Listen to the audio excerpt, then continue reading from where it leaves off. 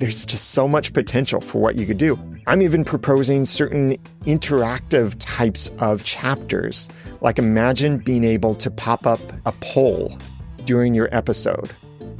I'm just so excited about what we can do with this, if you can't tell, because we can make podcasts more than only listening, but doing something, looking at something, engaging with something, interacting, sending feedback, getting more value from the podcaster, being able to take action on what you want to do. These are the things that can be really exciting that I think super chapters will enable us to do. Ask for these things from your providers. Let them know which things are most important. If you're really excited about super chapters coming up soon, then ask them to support super chapters. Tell them where on your list of priorities that is so that they can know this is really important to a lot of people. Welcome back to Podcasting 2.0 in Practice. Daniel, you've been dying to tell us about this. Come on then, hit us. Super chapters, what can we expect? Yeah, so with Podcasting 2.0 chapters and legacy chapters, they still, on the chapter level, do essentially the same thing. That is, display a title that's based on some timeline point in your episode, and that chapter can have an optional link and an optional image. That is the fundamental function of a chapter right now. Super chapters, however, can do more. Now, there is not a specific standard for this yet. It's still in discussion and planning and trying to figure out the best implementations of this. But I want to give you the vision for this so that you can get excited about super chapters too, knowing that chapters right now are that basic piece of information, an optional image, optional link, a title, pointing somewhere in your episode. Super chapters, however, take that beyond. Let's say with the photography podcast, the host is talking about their trip to somewhere, let's say New York City, and they're talking about all of these beautiful photos that they've taken in New York City, and they took 500 photos, and they want to share them all with you. Well, let's make this a little more reasonable. 30 of their best photos. I won't say 500. 30 of their best photos, and they'd like to share them with you. They might mention a couple of them or highlight them. They might briefly say, oh, I took a photo of the Statue of Liberty, of the World Trade Center Tower monument section there, and I took a photo of the coolest subway that I found. I took a photo of the New York pizza and a photo of a rat that I found somewhere, a photo of garbage on the streets. I took a photo of this and that and that. So you're like really running through these things very quickly. You could create a chapter for each one of those moments, like a 1 second long chapter or so. So when someone is listening to your podcast, they look down and they see the images changing very quickly as you're talking through these things. But photographers like to look at images. So if you are forcing the images to change based on the timeline, what they have to do, if they want to see that image that displays for only 1 second, they have to pause your episode so they can't keep listening while they're looking at the image. They have to pause it. And especially if that image goes by really quickly, they have to try and pause it at just that exact millisecond to be able to see that image. Enter super chapters. One of the proposals would be for a gallery chapter type, where then you have a single chapter, which you could say like my trip to New York City. And inside that chapter are the multiple images inside of it. So then for that chapter, which might be a 5-minute long chapter, it has all of those 30 images in it. And while someone is listening to you go on for about 5 minutes talking about different things in New York City, maybe talking specifically about these images for only 30 seconds, while they're listening, they could swipe through like a gallery and look at those images and see, oh, yeah, oh, that's a really neat one. Oh, that's cool. I wonder what he's going to say about that. And you can swipe through to see those different things at your own pace until the chapter changes to the next thing. So then it's more engaging. I mean, podcast app developers too love people to be engaged with their podcast app. So that's a big boon for them.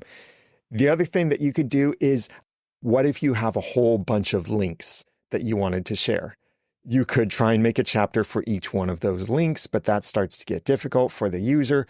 Instead, make a list or a text-based chapter where it is still a chapter with a headline. It could be my top recommendations, but then when they look at the chapter, they can see text there. Maybe it also has an optional image with it, but with that text, it's showing a portion of text that's specific to that time in your episode, and they could take action on that. Maybe that just contains a list. Maybe it's your recipe that you're talking about during that portion of your episode. Maybe it's the actual settings that you use or recommend for a particular type of photograph. Maybe it is those separate links. But the point is, it's a block of text that could contain some basic formatting like paragraphs, lists, ordered and unordered lists, and hyperlinks, maybe some bold and italic formatting to it. But think of it like a section of your show notes, but the most actionable part of your show notes or your article. So instead of it being paragraphs of text, which is basically your content in written form, it could be the actionable parts of your content. So you're talking about your top podcast hosting providers for chapters, and you comment a little bit on Captivate uses AI to do this, and it's really cool. And Buzzsprout auto-populates the Spotify proprietary stupid format that they do for their chapters. And so I'm commenting on each of these things, but then in my chapter, I could say, here are the podcast hosting providers that already support chapters. Captivate, Buzzsprout, Blueberry. And then you could just tap on one of those specific links inside of that chapter because the chapter contains multiple links. Going back to the example of if you have a podcast about programming, you could display some of that code inside the chapter. So people could look at the code in a more accessible format too than just an image. You could just paste the code into the chapter so they could read it. They could even copy it and paste that into their own applications to play with that code or anything that they're doing there.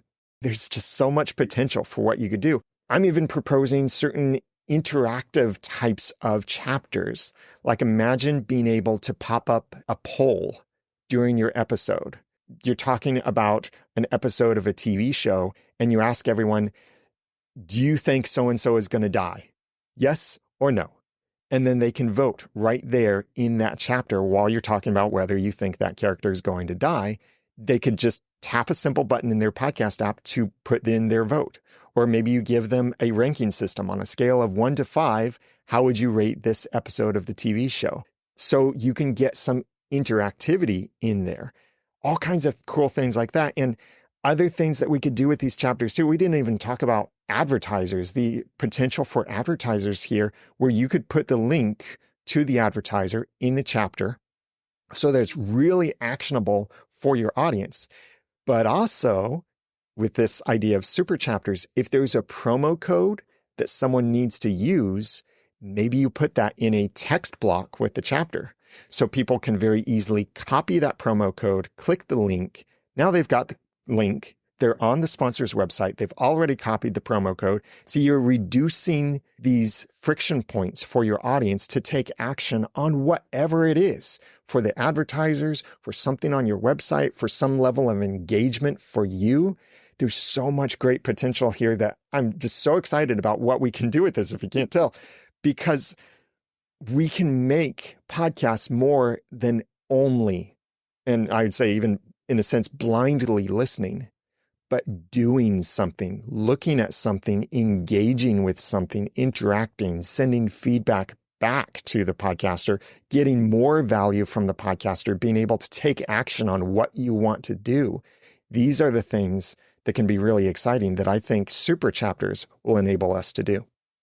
What will it take to make this happen in the future? And when will I be inviting you back to say, hey, this is all here now? Why isn't it here now? Why have we got to wait? Well, right now, some of the stuff like with the super chapters, it's just a matter of the developers have to all agree on things, or not all of them agree. It's just pretty much a standard has to be set. It has to be demonstrated, and then people start adopting it. That's the way much of the podcasting 2.0 stuff has happened and really caught on, is that someone built it. They demonstrated how it could work. Someone implemented it. Other people caught the vision of it and they started doing similar things.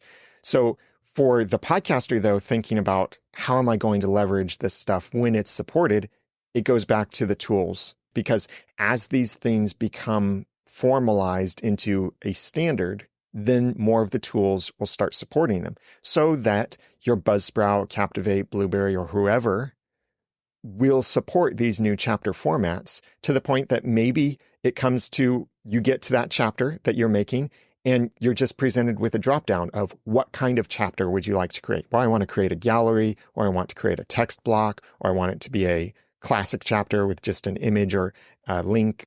So the user interface here from these different apps and services are going to make this easier for the podcasters, because I don't think podcasters need to worry about the code.